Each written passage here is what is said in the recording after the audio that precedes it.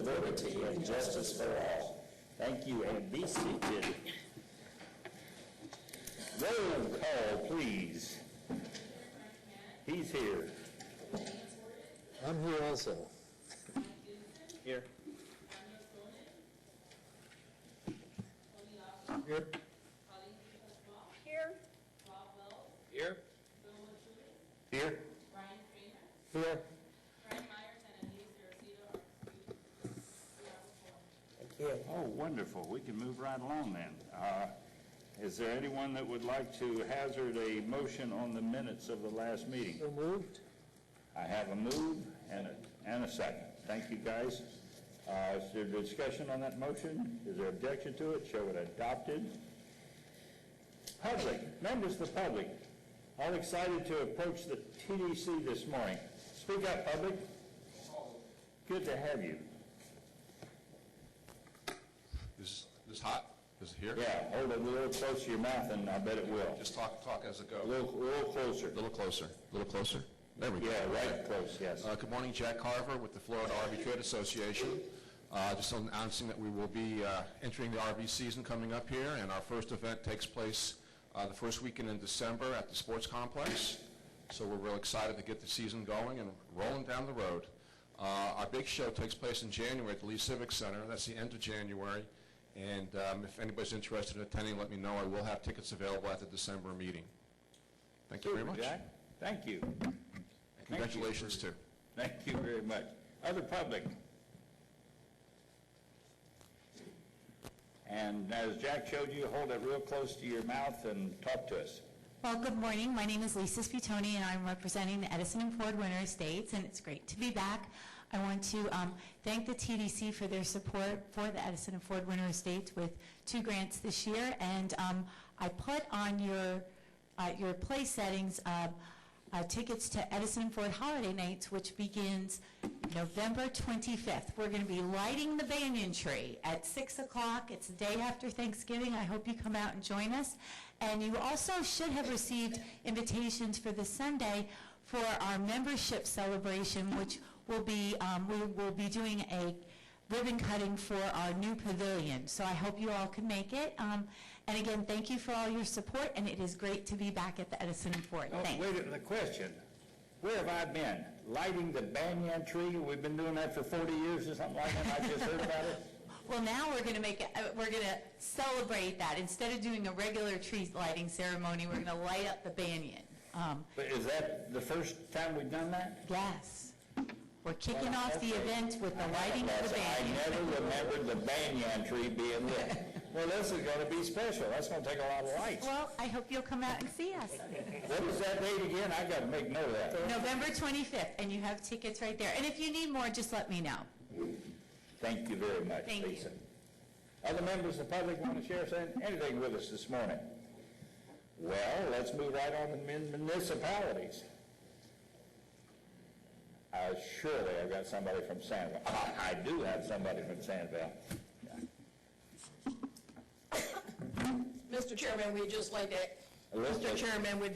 add our words of congratulations to you personally for being elected to another term, and we look forward to working with you from Sanibel. Thank you. Well, ain't you special, Mr. Marmer, for coming all the way in, paying that toll, and just sharing those words of happiness and congratulations. Thank you so much. Any other members of municipalities here to share something stimulating with us this morning? Well, no. So we will go right on to our special presentation. David Gauthier and Patty George, are you two here ready to perform? Well, jump on it. Assume the mic. Good morning, everybody. I'm David Gauthier. I'm the Director of Sales and Marketing at the Hyatt Regency Coconut Point Resort, Spa, and soon-to-be new amenity that we're going to share with you. Patty George is our Marketing Public Relations Manager, and we're going to run through the PowerPoint slide, and then we have a wonderful video at the end to share. So, Patty, we'll start. Good morning, and thank you. So we're just about ready to complete what we've done, the largest resort poolscape south of Orlando. We've done some research with our team and our public relations team and found out that with 3 acres of poolscape, We are the largest resort pool south of Orlando and a great attraction for Lee County. Here's an artist rendering of a 1-acre plot. This is called the Lazy River. It includes a water ride and 3 water slides, 1 tube slide, and 2 speed water slides. Some fun facts, the 3 water slides, like I said, are 2 racing slides. You can race each other at speeds of up to 30 miles an hour. And 1 inner tube slide, which has single or double riders so parents can ride with children.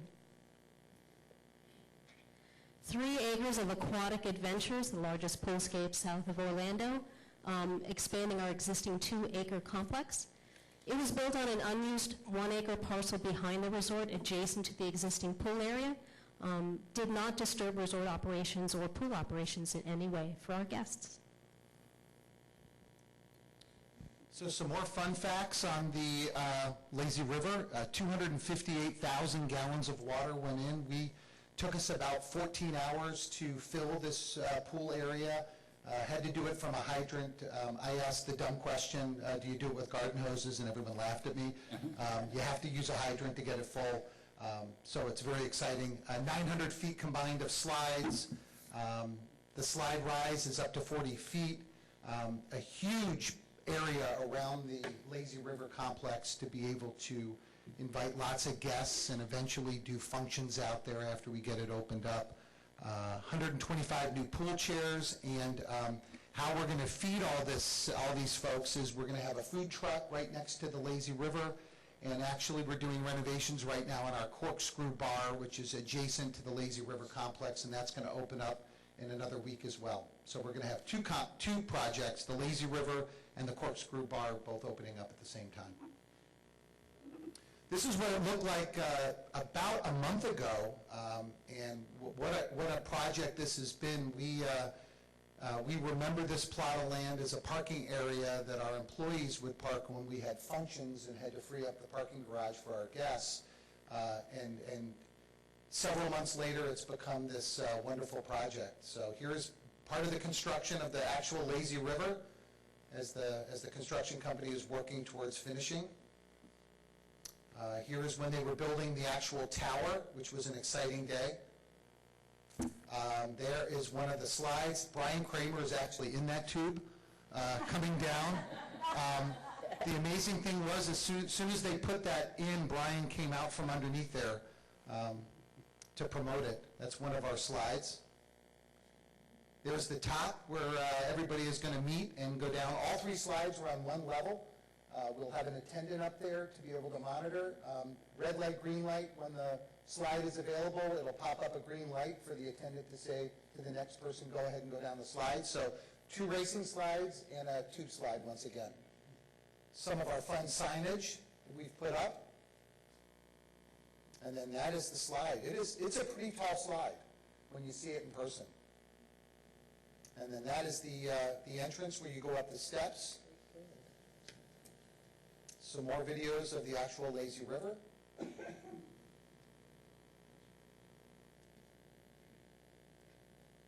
You can see full palm trees were brought in. We wanted to make the Lazy River look like it had been there for a long time, so it's a great look. There is the bottom of the tube slide when you come out. And that's how you enter the Lazy River itself. Right. We thought pictures weren't quite enough, so we have a video to show you of the experience that you can enjoy.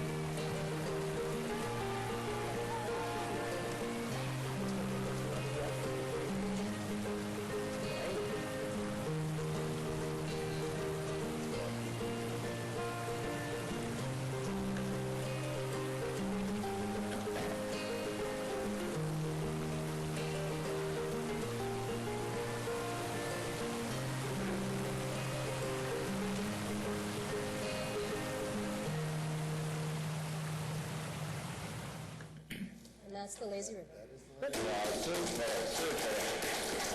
Thank you guys so much. Before you leave, yeah, I was going to say, if might be some questions. I got one. I'm just curious, did the corporation ever announce the cost of this thing, or is that inside secret info? Yeah, it was a $7.1 million project. I was going to say, I bet that's more than 50 grand for what we were looking at. That's, what a contribution to Southwest Florida. Thank you guys so very much. Very impressive. Speak, yes. Is this going to be only for guests in the hotel?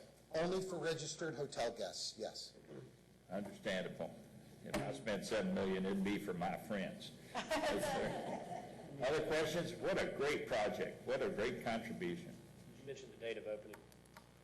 We are going to open for our employees. We're hoping to open this Sunday, allowing the employees to experience it first. And then we have our official grand opening a week from tomorrow, the 18th. And we have groups lined up ready to be the first customers down the slide. Well, our congratulations to the whole corporate team and the visionaries who've been thinking about this, I know, for years. This didn't spring up overnight, but we are very pleased to welcome this great, outstanding addition. So thanks again.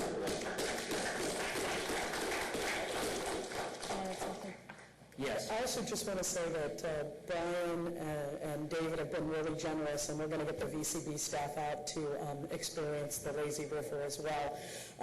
Good educational and fun opportunity for our team, so we're really excited to have that experience so we can say exactly what it's like. So looking forward to it. Our pleasure. It's because of the efforts of what you guys do that we were able to secure the funding to be able to get this accomplished. So thank you. Thank you.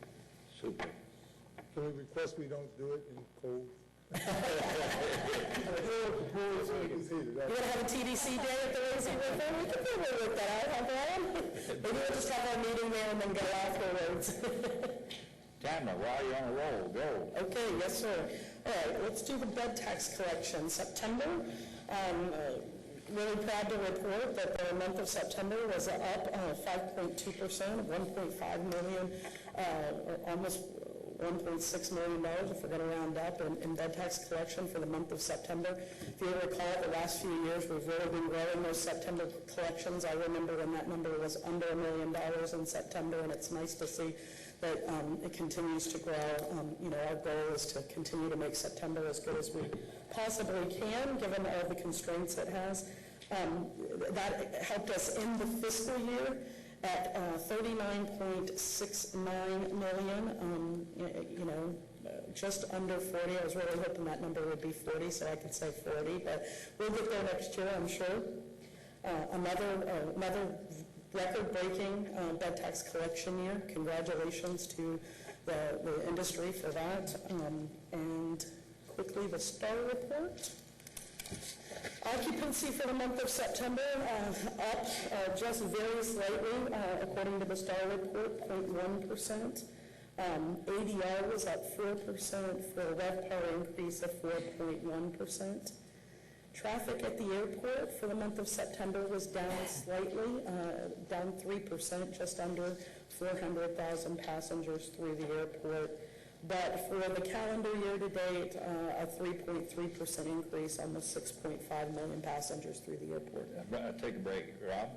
Any thoughts as to that passenger count? A time of year, certainly September is one of the slowest months at the airport. Our primary visitor in the month of September is obviously drive markets. So Gene is here, I think. Gene, any thoughts? Nothing that we can attribute it for sure to, and for putting me on the spot, I want to go to the lazy river. Yeah. Join us. No, but, the only blip that we have seen is Frontiers pulled down a little bit of traffic in our market. They grew so fast last year. For the fiscal year, another record, about 8.6 million, so calendar year we're up, and we just don't see that as big as. Thank you. I I can tell you, we see when Marcia presents her numbers, one of the things I noted in the month, the full quarterly report was that double the number of passengers reported they came in through Punta Gorda. So I think a lot of people are finding their way to, some of the low-cost options that are available for the area. I think 10% of our visitors for the summer quarter reported that they went through the Punta Gorda airport, compared to 5 the previous quarter, the same quarter in 2015. Yeah, I'm also wondering, too, those routes that they fly out of Punta Gorda might, you'd know better than me, but maybe they fit our summer traveler a little more. They're like southeast cities that are a little more obscure, and they're direct flights in, so you don't have to fly through Atlanta. Exactly. I think they're going after those smaller markets and trying to bring people in to have their summer vacations, and I think, they're being very effective. I mean, it's a bonus to our area to have all those, low-cost flights into the area, and, Allegiant continues to add more flights, so I wouldn't be stunned if there wasn't a little bit of that going on as well, especially if Spirit backed off a little bit, then that gave Allegiant even a little more of a bonus, but that's just an assessment from this end. I don't think we saw overall less people flying to the area, they just might not have used RSW. Yep. Pam. Thank you. I think this is good news for us. I believe I got information that the Sarasota airport was down 12% for September. So I think this is good news. And, there were also some storms and some other things going on, and so, you have to take it for what it is. I mean, a lot of different things factor into that. Quickly, KPI summary. For the month, inquiries down, leads down, and partner referrals down. A lot of this is Google Analytics. I think you're probably seeing a lot of the same things on your website. Some of those changes that Google has made, we're all adapting to. For the year, fiscal year, inquiries up 46.3%. Leads down 22.5%, and partner referrals down. And again, we've been seeing that all year, so we certainly recognize that was part of it. We're hopeful that the new website will turn that around. Next slide.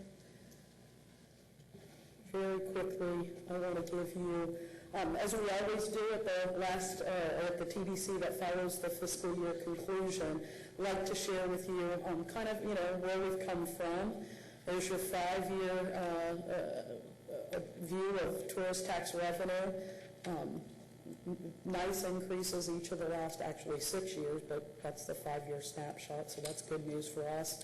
Like seeing us build those year-over-year increases.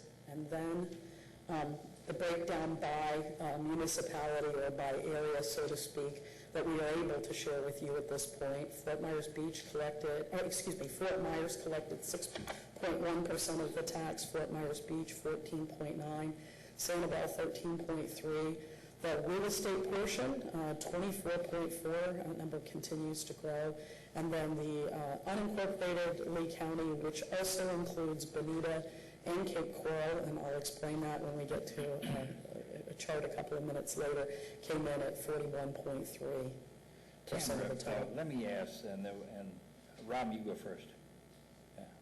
We had some discussion a while back on this, and I can't remember what we decided. Was there any way to try to, since this real estate became such a large number, and we couldn't attribute to any one municipality, I'm assuming it probably any of them, were we able to get into that at all? Or we are not.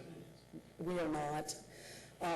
Again, this data is provided to us by the clerk of courts, but the reason you can't break it out is you've got one real estate company that represents properties on Sanibel, Fort Myers Beach, Cape Coral. They're collecting from a variety of different units, vacation rental units, and they're putting in one check, here it is. Now, if they're audited, they can go back, but they don't audit everybody every year, so it would be pretty impossible to break it out by area. Can you flip to the next slide, please? Let me ask one more. Yes, I'm just curious, is that percentage for Fort Myers Beach and Sanibel, has that remained constant over the years? Does the beach get slightly more than Sanibel, or is that flip-flop, or is there a trend there? And I'm just purely curious. There is, and can we go to that slide, please? I'm sorry. No, it's okay. You were jumping to where I was going, actually. because I wanted you to have the opportunity to see, has there been any kind of change over time? Now, if you'll remember, in the 2015 calendar year, during that legislative session, there was a change to the statute which disallowed the reporting of some of our municipal performances. If one collector in that area collects more than 1/3 of the tax for that area, we are no longer able to report it.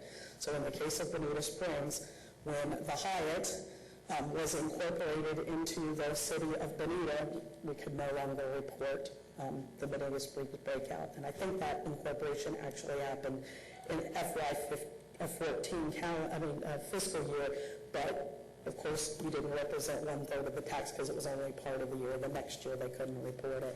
And similarly, in Cape Coral, the Westin represents more than 1/3 of the tax, so we can't report it. But you do see, Commissioner, you will see some changes over time to how those portions break down. Fort Myers Beach in 2013 was 15.2, 14.6 in 15, and 14.9 in 16. Sanibel 15.1, 13.8, and 13.3. So Seems to be certainly there, consistent for 4 years, that the beach is slightly outdone Sanibel. Correct. I'm not trying to start a fight. No. Rob, jump in. So, and I think we've discussed some of this too, but from my memory, if I'm a homeowner and I'm listed on Airbnb, Correct. and I'm paying taxes, I'm doing Yes. the right thing, I fall into the real estate, and let's say I'm on Sanibel. I fall into the real estate category, or I fall in the Sanibel category. I am almost 100% sure anything from Airbnb would fall into the real estate category because it's being collected by Airbnb on your behalf and paid by them, and they represent units throughout the community. Shell and all the other Correct. out there, they're in the real estate category. Correct. And as an example, Royal Shell has units on Bonita Beach. Royal Shell has units in Cape Coral. They have units throughout the community, so they're not being reported as exclusively Sanibel because they're on Sanibel. They're being reported in the real estate category. So then you could say as the Airbnb or HomeAway or you name it grows, then we could have this number, this real estate number in theory could kind of grow. So the other one might decline, but that might not necessarily mean that the numbers in this specific municipality have declined. Correct. And I've always said, I believe overall, if you could almost take that real estate portion and portion it out across the percentages you see for the communities, because it's about housing units, right? So there are only so many, Sanibel has, 6,700 units on the island, maybe that's not accurate. Judy, you have 6,700 residents. I'm not sure how many units, but at the end of the day, those numbers probably break exactly like you would have seen them in past years. But it's just good to see. It is interesting. All the numbers are going up for each community, just some are going up a little stronger than others. And I think some of that, especially Fort Myers Beach, some of that strength you see has to do with some of the renovations and new units that have been created. So, I've been on my renovate bandwagon for a long time, and I think that's going to be the key to our vacation rental and continued success, and I think, those issues have to be addressed. Did that help seeing the breakout this way, sir? Answer your question? Yeah. I'm greatly relieved. Why? Is there one more slide? I can't remember. Oh, well, that's the current year, just a pie chart for those who are more visual than numerical. And then that is, I believe, that concludes my report, except of course, I'm going to bring Marcia up to give us the third quarter research report. Well, we'll do that right now. Here she comes.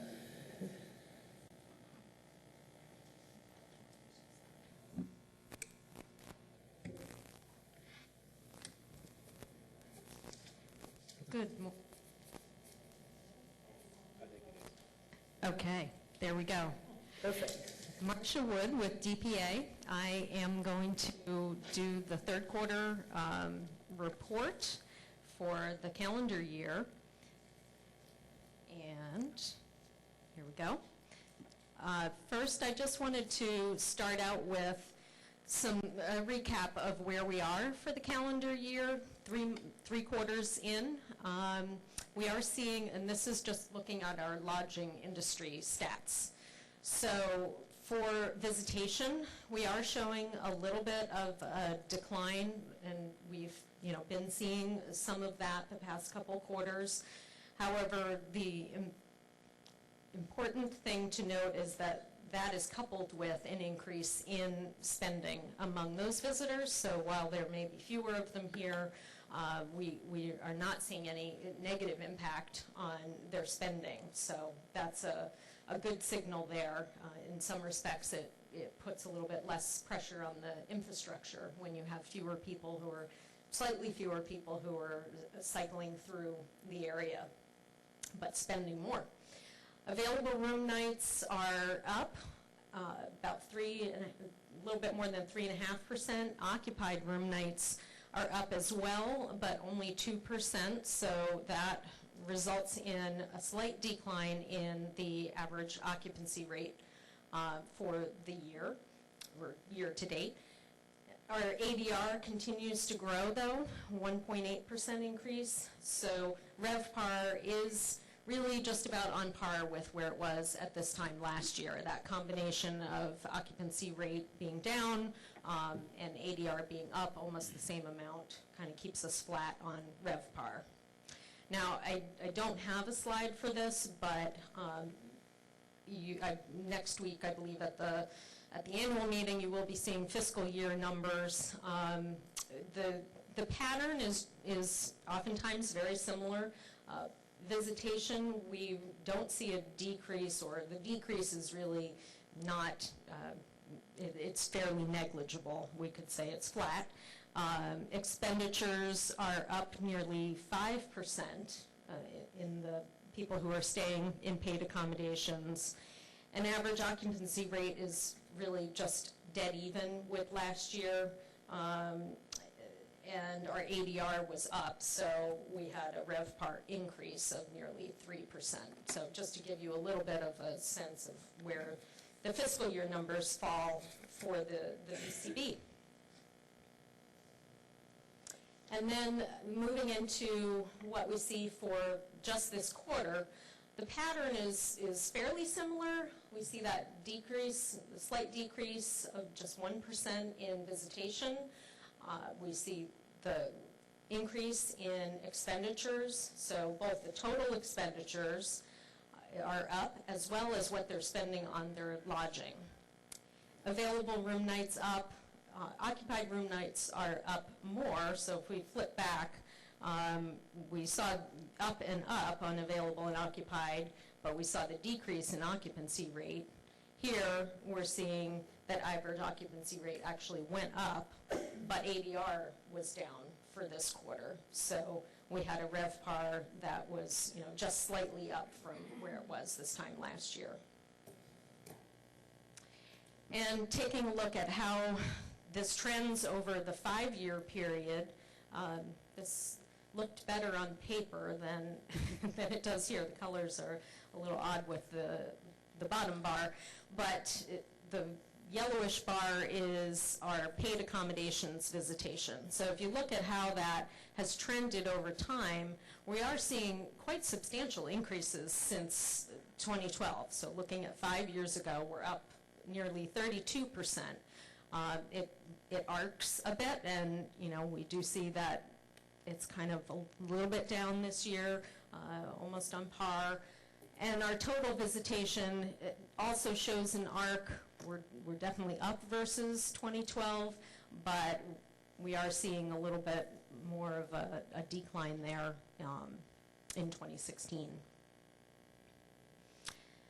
But again, on the flip side, in terms of spending, we are seeing a pretty steady increase over the 5-year period. Every year it's going up, and that's both those who are staying in paid accommodations as well as our total expenditures, so taking into account those who are coming and staying with friends or relatives. and also day trippers to a certain extent, or they're lumped in there as well. Where they are coming from, we haven't seen a dramatic change in the past few years. We always see that the majority come from domestic markets, but I think it's important to note that versus 2012 and 2013, we did see this shift where now we have, a higher proportion who are coming from international markets in this summer period. So we have, roughly a third coming from international markets. And I know we saw this last quarter where Germany was up substantially. We all concluded that that was from Commissioner Mann's visit to Germany. So it still is working to the advantage of Lee County. If you look at Germany's share versus 2012, it's really almost double what it was in 2012. So that's really important. So they generally are, even in 2012, they were making up the largest proportion of the international visitors, but that has just grown, and that's, a really important market. So thank you, Commissioner Mann, for your efforts on that. I guess you'll be going again next year, right? Well, I don't know about that. But let me just take a second here to explain to some of y'all didn't know it. Yeah, sorry. It's been my pleasure on 2 occasions to join the team when we went to, what's the big event? ITB, yeah. And just for fun, I scribbled out a message in German, and where's my German? We got some top-notch folks here that helped me translate English to German, a little welcome message or thank you message from us in Lee County for all they're doing to help with tourism from Germany. And it was a fun evening. 5 years ago was the first time I did it. And it was just a wonderful experience for me, so I'm thanking y'all for the opportunity. But it seemed to be so well received. It was a really great evening, and folks seemed to understand my German. And that was a really amazing thing. I was better received there than I am across the street here on stage. But that's what she's talking about, and that was a wonderful opportunity, and you won't have to talk to me very hard to convince me to go ahead. It was just too much fun.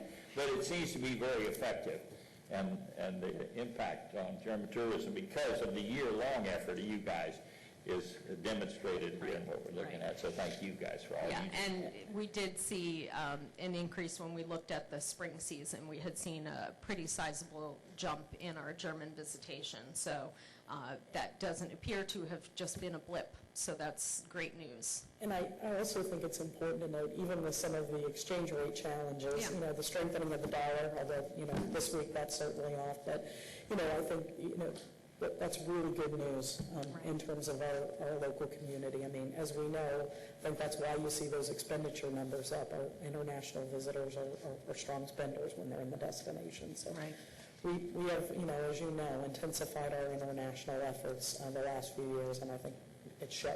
Yes.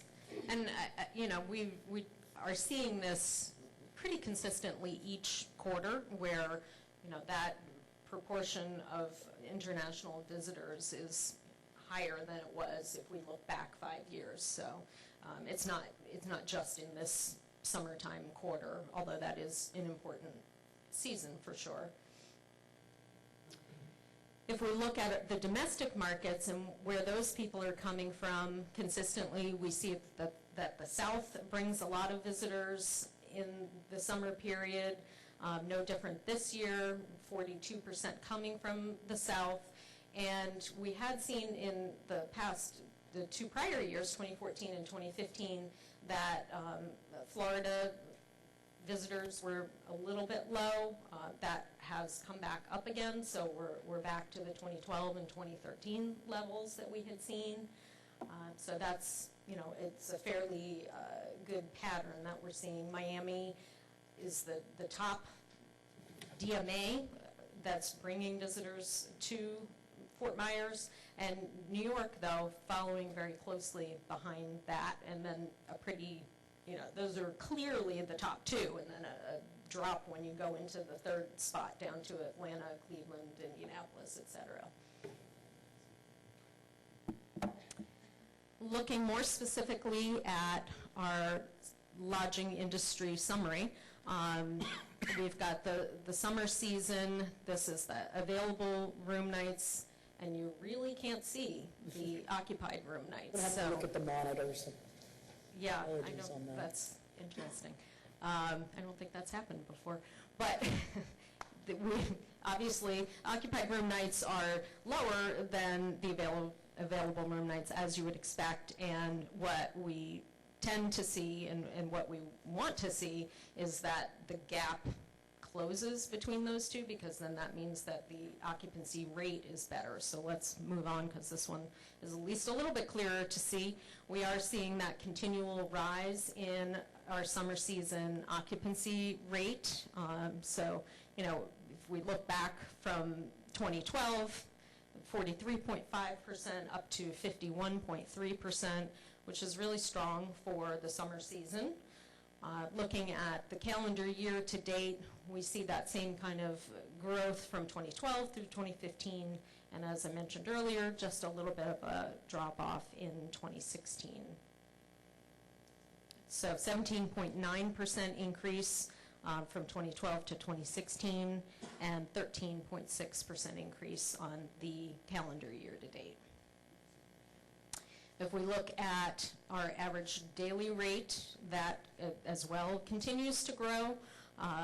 11.5% increase for the summer season over the 5-year period, and a 16.9% increase for the calendar year to date. So we see a little bit of, in 2012 and 2013, 2014, 2015, we had that nice growth pattern.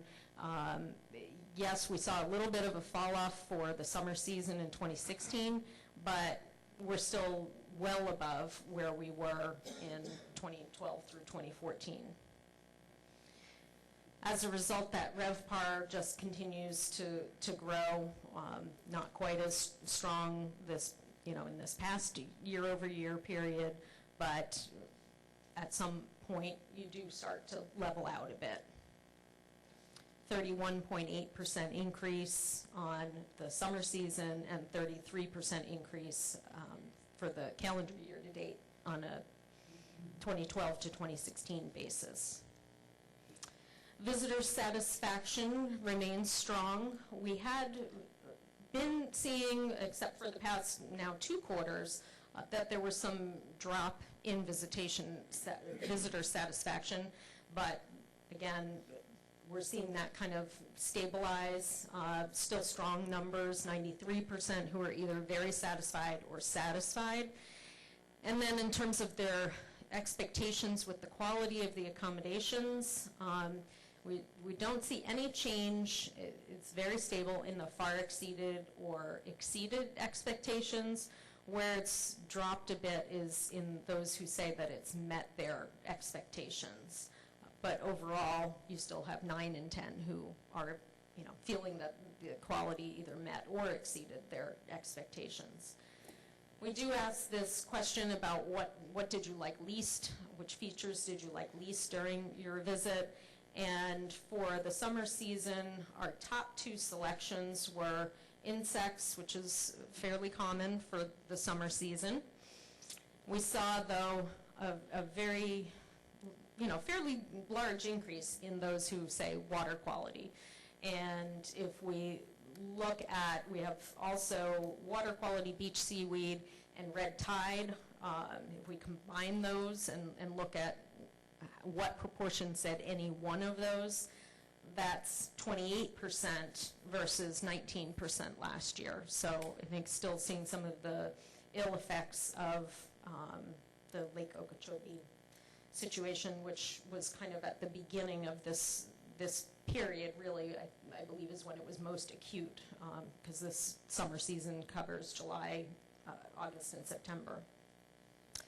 Likelihood to recommend and return, still very strong.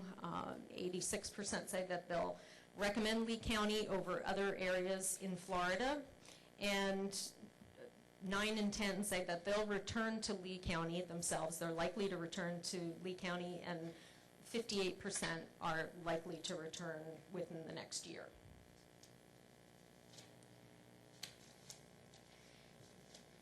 Optimism among the property managers is a little bit pessimistic.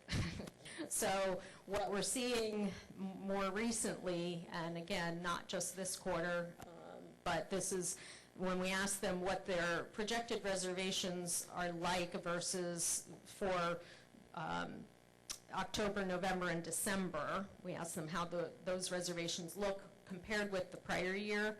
We see that only 66%, which is still a majority, say that they're either the same or up from the same period last year. So again, still the majority, but if we look at that in comparison to the prior years, it's definitely much lower than we had seen in the past. So, excuse me, would you explain to me how that information is assembled? What type of a poll is taken or we do questionnaire? a survey of the property managers. We attempt to essentially do a census. Telephone, or do we sit down with them and have them fill out? It's a combination of telephone and online survey. So it's up to the respondent as to how they respond. So everyone has the option of responding via an online survey, but we do follow-up calls to make sure that we get as many people as we can. Are these random with different respondents each year, or is No. it the same group? Well, Is it 100%? it is random because of who ends up responding, but we are attempting to contact all properties in the lodging universe in Lee County every year. So, but then... Okay, that's what I'm trying to... So, yes. I mean, it might be a different person answer the phone, but right. you try to... Yes, the entire industry. Yes, and this... Survey everyone. This data is collected in our quarterly survey, and in the quarterly survey, we're also asking for their average occupancy rate, their average daily rate. So it needs to be someone who is in a knowledgeable position, who can provide all of that. Sounds far more scientific than what the national pollsters did here recently. Yeah. Yes. Just to add a little bit to it, one, we've seen this pessimism all year. Every quarter we've seen this pessimism. Second, they tend to be a little bit more pessimistic than the reality ends up turning out to be. Right. And that was true even in the best of times, so to speak. Yes. So, while I know we want to react to it, I think it's important and believe me, those conversations are constantly going on between our office and the industry partners. We just had a GM roundtable recently. We're always trying to get feedback on how things are going because you're the boots on the ground. You know where the soft spots are. We see the data 2 months later. So with that said, I would say just from my point of view is that the traveler has become much short term. So, right. I mean, you asked me this about the next 3 months, I'll say I'd be, doom and gloom. But when I get into a month, right. everybody comes and I'm above last year. So right, and that's, I know, some of the discussion that's been had around the table when we've presented these numbers is that, there is that impact as well. And I know that last quarter, the numbers looked fairly similar in terms of projections, but as we saw, occupancy rate was not down for the period. So it's an indicator, but it doesn't necessarily reflect reality. yeah, so, I think one moving window is going to make that happen. yeah, honey, I didn't lose my job. Let's go to Lee County. It gets you, 22% is a significant drop. Big change from the previous year, for sure. The 30% kind of begs the question of if you're talking to that 30% that we're gloom and doom and not optimistic, do we ask the final question of what would you suggest that we in tourism industry do differently to change your outlook from pessimism to optimism? We don't. Or do you think we're doing something wrong, or are you blaming the mosquitoes in the brown water, or do we ask them what they would suggest we do?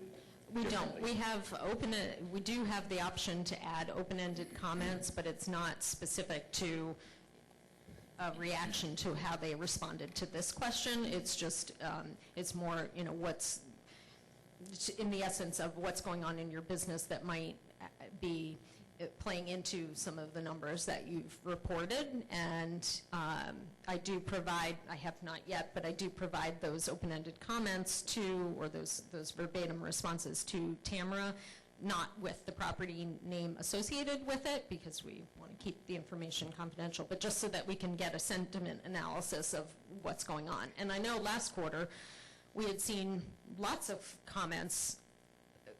Two important findings. One, we saw a lot of comments, which isn't always the case. And then two, that a lot of those comments were related to the water quality situation. So, Well, maybe, Tamara, let me ask you, what is this barometer's purpose then for us? Why do we need to know this information that some of our management folks are pessimistic?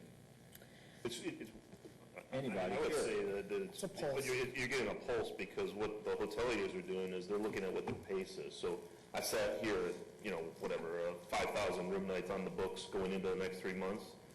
What are you now sitting at for those next 3 months? And they might be 2,500, they're off 50%. So that gives them what their feeling is what the pulse is going to be in business. It also helps us, obviously we have some flexibility in our marketing efforts. If it looks like there's a lot of softness, then we can, digitally do a heavier push, reallocate some of our dollars. I mean, again, we're trying to get their sense of how it's going, and we're here to, try to help drive their business. So at the end of the day, it gives us the opportunity to see what that outlook is directly from the hotelier. But I mean, I think in what Bill's trying to say is sometimes it doesn't play out that way, but it's where you are at that moment in time. Mm-hmm. I know, I'm just trying to figure out what is our reaction or response. Or when do we say that 30%, if it comes 45%, is that panic time? And then if so, what do we do? Normally, it's not anywhere near that high, it looks like. 21%, you have to go back 5 years. Right. Well, I would add that from my perspective, I'm not seeing a negative outlook from a transient standpoint from the people that are coming down here that just want to come on vacation. I am seeing, though, some concern from a group standpoint, from the groups that are looking to book. And I attribute it more to the uncertainty that was around the election than anything else. And I think there was a lot of groups out there that were just holding off before they decided whether or not they were going to spend corporate dollars to come down and spend $500,000 to bring their company down until they knew what was going to happen after election. So, when I look at this from my perspective, and I've talked to a few of the hoteliers that rely on group business in Collier, and have gotten a lot of the same feedback from them that we're seeing with my property. And how I would read this is I would look at this as a barometer to say, okay, so it gives me an idea of where people are going to be. I don't panic with this yet, because now I think it's too early to yet. But if we then, in the next meeting, when we're looking at these numbers, if some of this started to come to fruition, then it's time for us to do something about it, and to think, what can we do to combat this and fight it? So I think it's just good information for right now. It's too early to panic, because we've been seeing, maybe have been a little bit pessimistic, but we've ended up better. Right. Well, if we start becoming pessimistic and it starts meeting the expectation, then it's time for us to act. Tony, then Colleen. This is just primarily the last quarter, correct? Yes, this is the last quarter. Yeah. And I think, sometimes, and I agree with both Brian and Bill, the booking window for this thing has really kind of, for this time of year, kind of shrinks down, I think.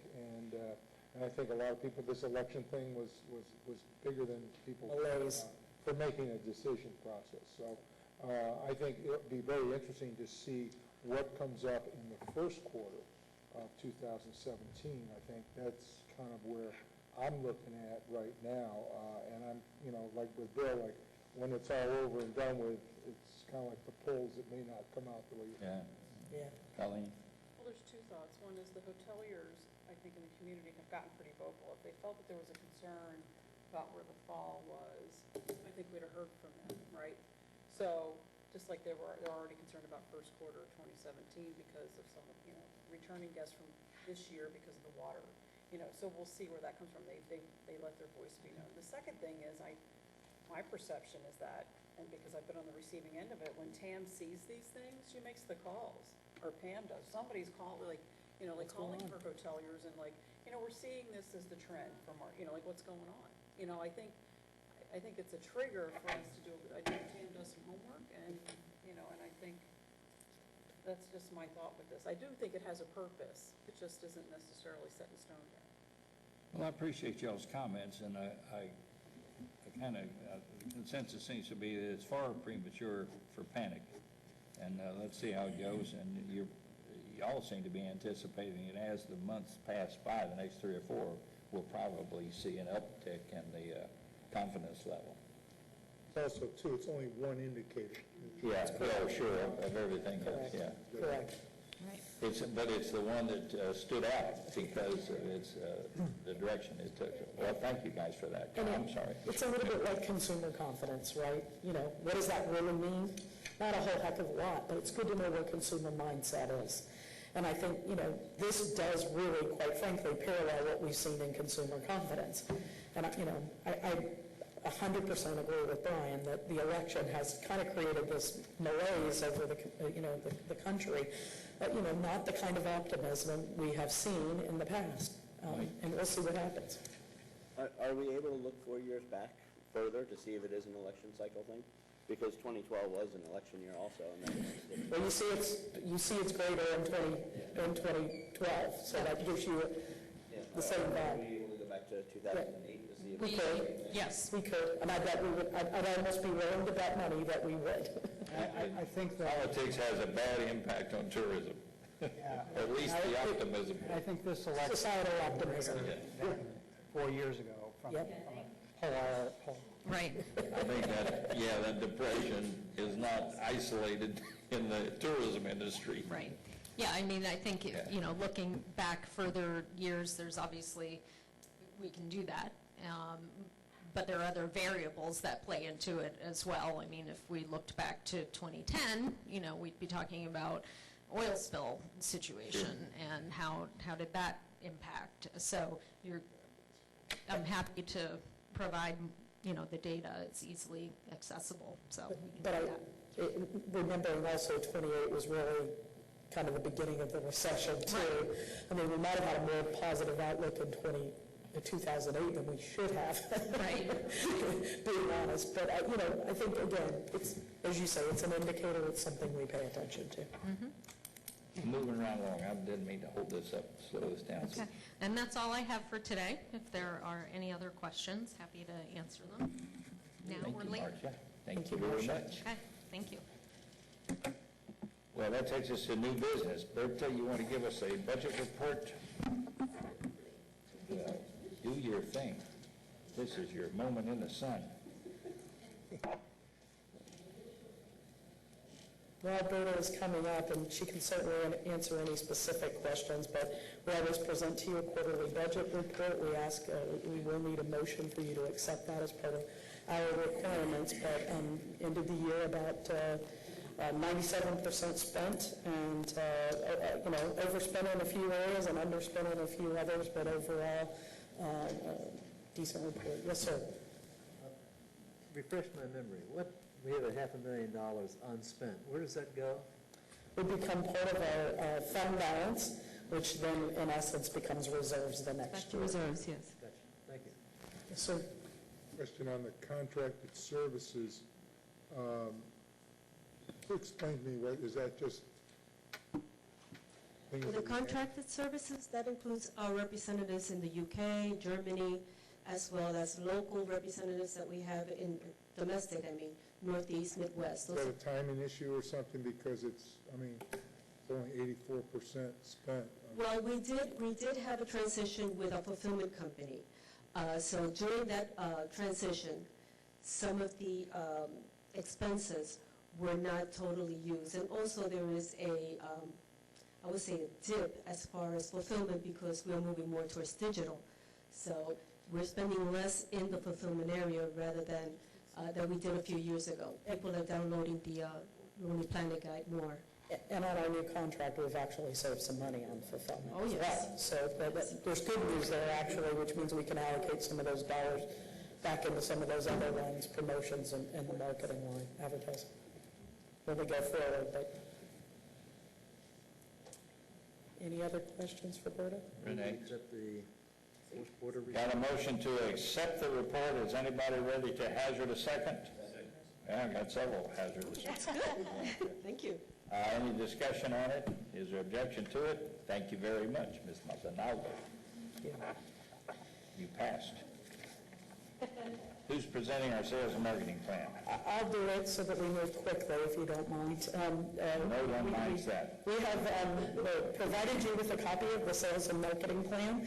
It's a little unusual. Usually we have the sales and marketing meeting before we have our TDC meeting, but this year the sales and marketing meeting is next week, the annual meeting.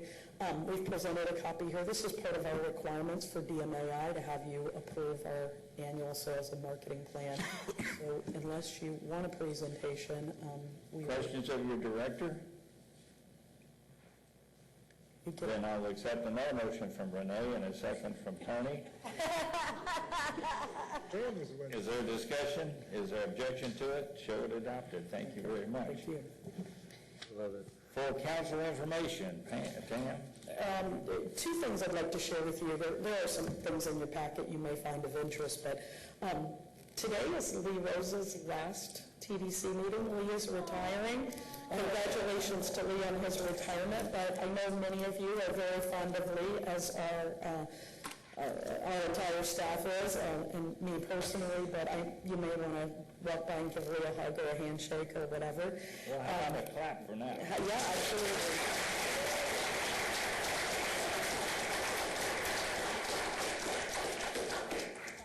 I will miss Lee very, very much. He's a very positive force in our office and fantastic with the journalists and the media that he hosts. But lucky for him, he's going to take his retirement and enjoy his retirement future. I'm excited for him.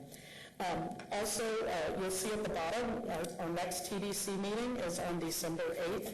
And I want to point out, it doesn't say so there, but that meeting is going to be at 3 o'clock. It's going to be at Big Blue Brewery in Cape Coral. You know, we like to get you out somewhere else once in a while. And the folks behind Wicked Dolphin have a new micro brewer in Cape Coral, and I'm excited to share that facility with you. And of course, we do like to do a little holiday cheer on the December meeting, so we'll do that in the afternoon, so after we're done, we can have a little holiday cheer. And of course, we invite the industry to stay and have a little holiday cheer with us as well. Council items. Let's start with Ms. Pam. We're glad you were able to join us. We got you marked present. Thank you. I appreciate that. Just two little things. One is, regardless of how we felt about the national election results, I think we're all thrilled with one of our county commission results. And we're very, very happy that we have one of us is commissioner right here. Yes, that's a great thing. And you know, we harp a lot about the staycation and stay home and visit and all that kind of stuff. And my husband and I do that a lot. We love it. And we particularly enjoyed the hospitality of Twin Waters this past weekend. And it was wonderful there. And we've been to Tarpon Lodge so many times. And the spa at Hyatt Coconut lots and lots of times, and one time in particular with about 300 of my friends, where we spent a really glorious weekend. And so we're really excited about the Lazy River and can't wait to see that. But all of our hotel partners are so, so important to us, and we do harp to all of Lee County about that, and I think all of us on the board really do that too, and enjoy every second of it. So thank you all very much for your hospitality, and that's all I have. Pam, we are so happy for you for that fantastic spread in the news press on the shell factory. It was in USA Today. Wow. Yeah. Also. Mike, what you think? Just congratulations again, and that's really all I have. Super, super. Renee, Mr. Vice Chairman, thank you for all your hard work this year. It hasn't been said already. Well, how about our county manager? You want to blurt something out here?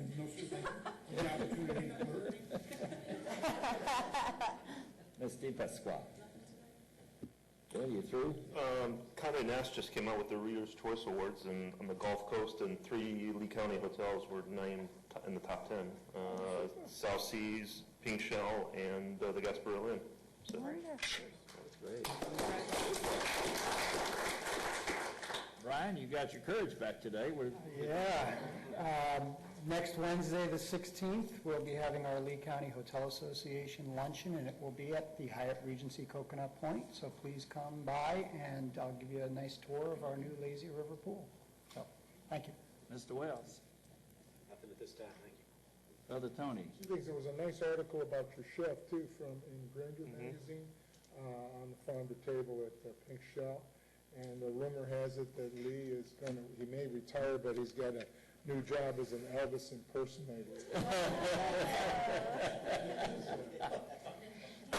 And let me say, this is my swan song with you guys today, and it's been, I think, 5 years since I had the real privilege of chairing the TDC. One of the benefits that goes with being the chair of the county commission is you get to name yourself to be the chairman of the TDC if you want to, and I want to, and all the chairmen seem to want to.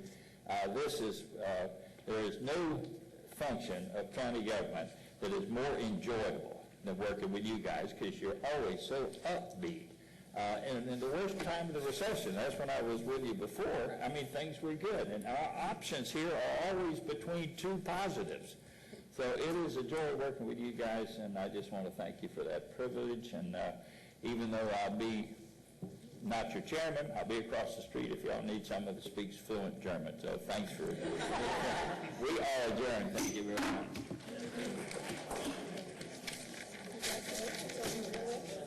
Thank you very much. Mr. Lincoln,